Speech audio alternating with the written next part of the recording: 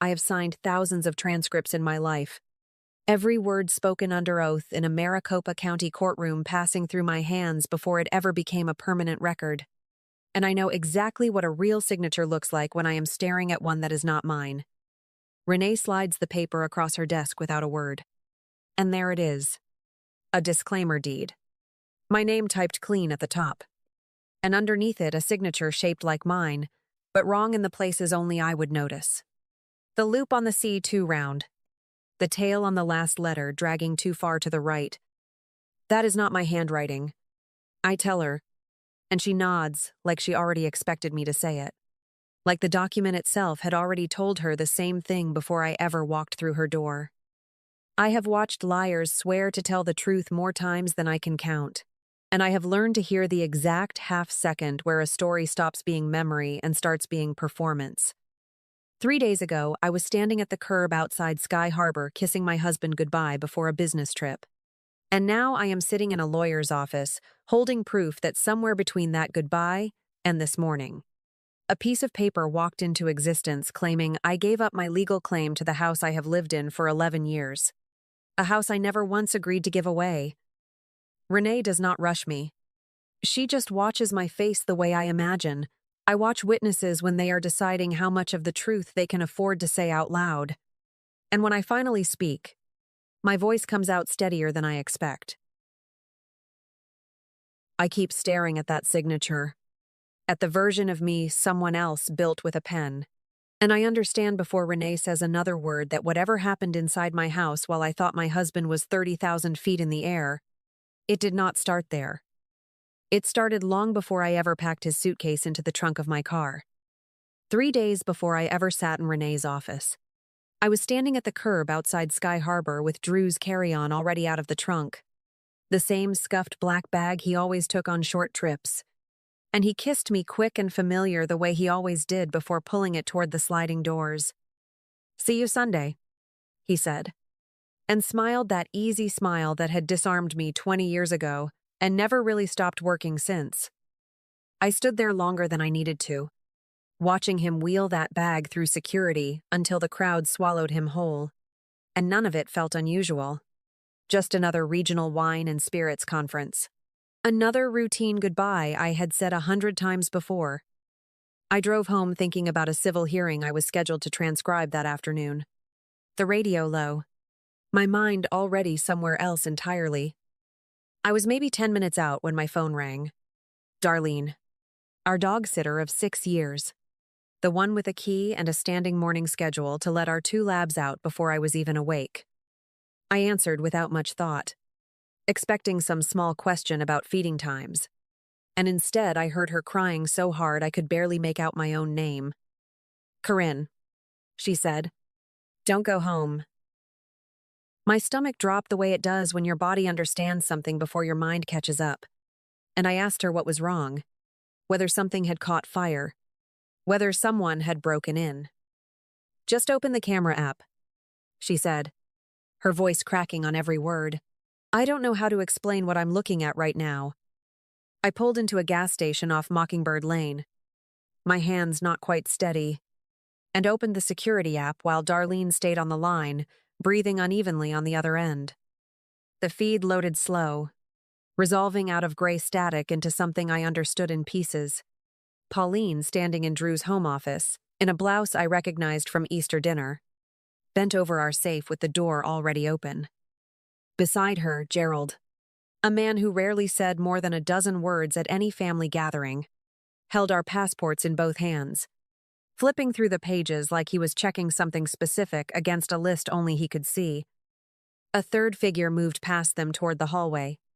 A woman I had never seen before. Dark-haired, maybe in her 30s, walking through my house with a familiarity that told me this was not her first time inside those walls. "Corinne, who is that woman?"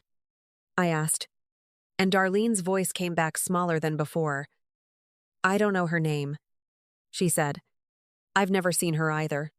I was in the laundry room when I heard the front door, and I didn't know what to do, so I called you first." I sat there with the engine running, watching Pauline hand folders across to the woman I didn't recognize, watching Gerald set the passports down and pick up something else from the safe. And I kept waiting for some ordinary explanation to surface. A reason my in-laws would be standing over my open safe with a stranger, while my husband was supposed to be 30,000 feet above New Mexico. None came. Then Darlene said something I had been putting off, asking her to explain, her voice dropping like she didn't want to be overheard even from wherever she was standing outside the house. "I've seen her here before," she said. "Whenever Mr. Maxfield told you he was traveling."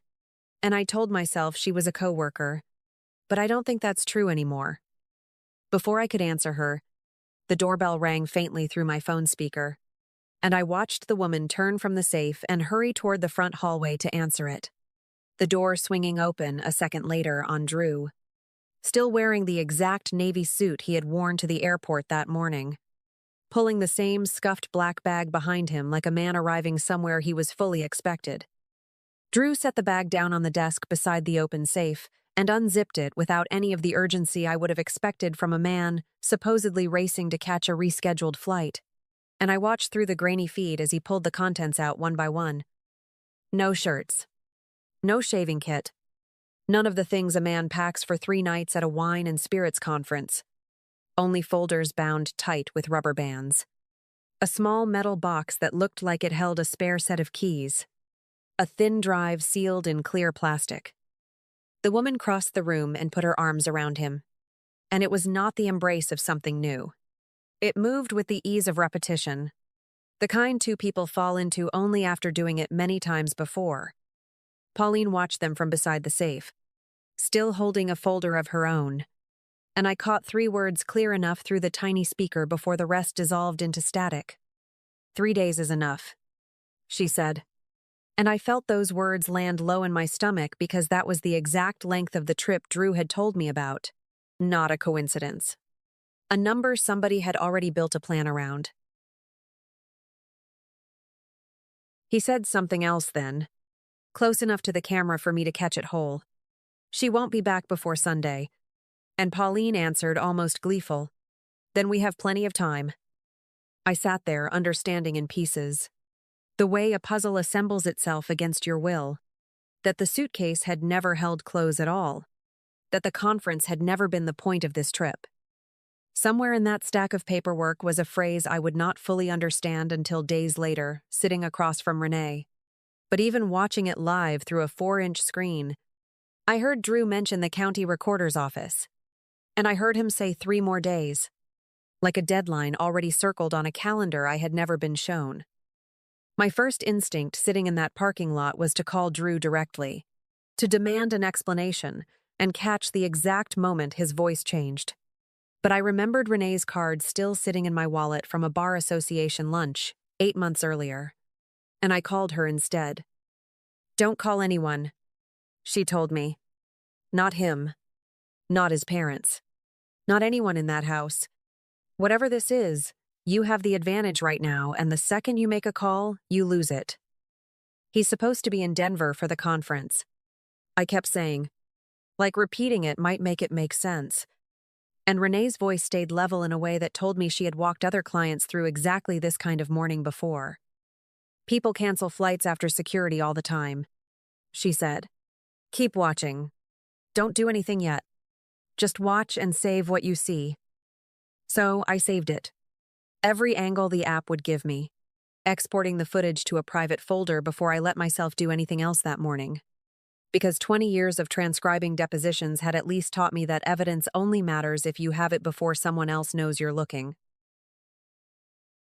That night, Drew called me on video, and I answered sitting at my kitchen table doing my best to sound like a woman who believed her husband was 3 states away. "How's the conference?" I asked him, and he ran a hand through his hair the way he always did when he was tired. "Long," he said. "I miss our bed already." And I almost laughed, covering it by asking about his sessions instead. The room behind him looked generic in that particular hotel way. Beige walls, a mountain print, a skyline glowing faintly through what I assumed was a window. And it was only after we hung up that I thought to screenshot it and send it to Renee almost as an afterthought. Her paralegal ran it through a reverse image search within the hour. And when Renee called me back, her voice had lost its careful patience. "That skyline is a stock virtual background anyone can download for free," she said. "And traffic cameras 2 blocks from your house placed his car passing through that same intersection at 4:17 that afternoon. He never left Phoenix." Corinne. Renee's investigator started pulling threads the day after that phone call, and what surfaced moved faster than either of us expected, further back than I would have guessed on my own. Over the previous 11 months, Drew had liquidated a block of shares from a brokerage account we had built together since our early 30s. Money I had always assumed was simply sitting there growing quietly in the background. He had sold it off in 3 separate transactions, small enough that none of them individually triggered anything I might have noticed on a shared statement, and used the proceeds to open a new account under Pauline's name at a bank I had never once heard either of them mention. "Your father-in-law didn't know any of this," Renee told me, sliding a printed summary across her desk. "We pulled a deposition transcript from an unrelated matter Gerald was involved in last year. And if he doesn't know, his own wife opened a new checking account. He almost certainly doesn't know what else moved through it." I thought about Gerald at Easter, quiet as always, asking Drew polite questions about work while he passed the potatoes. A man who trusted his wife enough never to ask what she did with her afternoons. And something in me went strangely, still imagining what was coming for him too. Buried inside that same folder of transfers was the disclaimer deed itself, dated only days after I had watched Drew unpack that suitcase full of paperwork instead of clothes. The timeline lining up with a precision that left no room for coincidence. The witness line at the bottom carried a name I did not recognize at first, until Renee's investigator matched it against employment records, and I understood I was looking at the same woman who had wrapped her arms around my husband in our own home office. Her name was Jocelyn Tate, a civil engineer for the city, and whatever she had signed that day, she likely had no idea what she was actually putting her name to. I sat with that folder open on my lap for a long time, understanding finally that the 3 days Pauline had promised were never about an affair having room to breathe. They were about a deadline, a document built to reach the county recorder's office before I ever came home from a business trip that had never existed in the first place.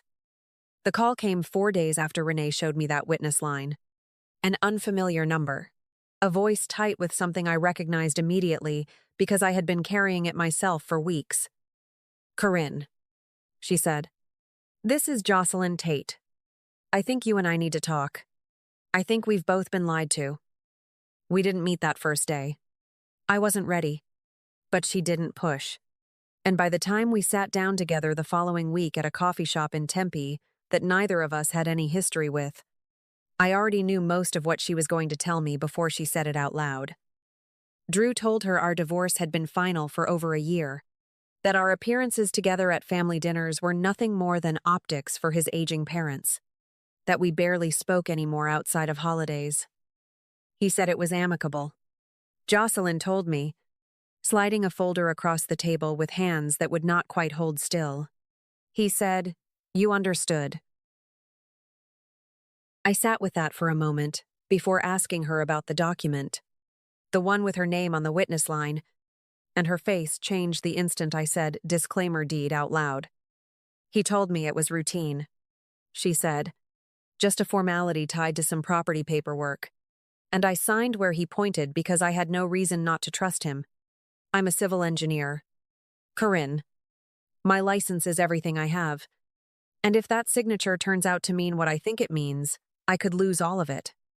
I told her the truth, that the signature above hers had been forged in my name, and watched something in her go rigid with a fear that had nothing to do with me, and everything to do with a career she had built for herself alone. "I'm not your enemy," she said quietly, and I believed her, because whatever anger I still carried after everything Drew had built, none of it belonged to the woman sitting across from me who had called before I ever had to come looking for her. I sat on the other side of a long conference table for the first time in my career, instead of in the corner where I usually sit, taking down every word.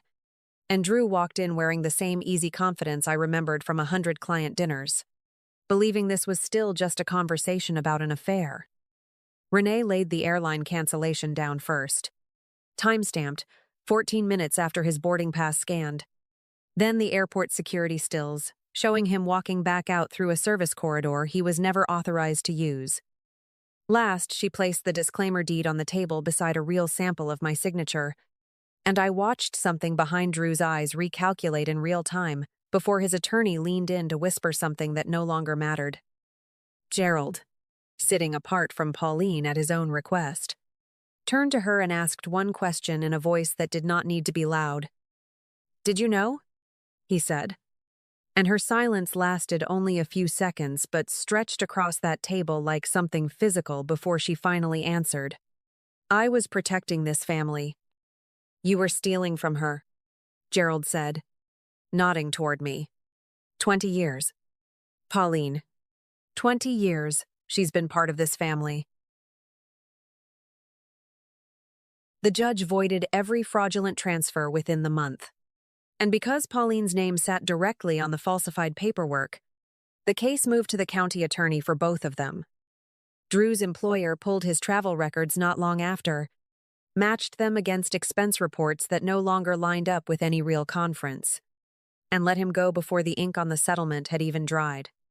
Pauline lost the reputation 40 years in that school district had built her. Gerald moved into a place of his own and kept the only thing he said he still needed: his own honesty. And Jocelyn Self reported to her licensing board, was cleared as a victim, and left for a firm in Seattle to start over clean. I gave Darlene the kind of thank you a person like her actually deserves, because she was the only one in that house who ever told me the truth first. I drove past Sky Harbor a few months later picking up a friend, and what I remembered wasn't the goodbye at the curb. It was the phone call that came after it. The one person who chose honesty when silence would have been so much easier. I found something steadier this year. Quieter. Mine. If this stayed with you, tell me which moment hit hardest, and I will see you in tomorrow's story.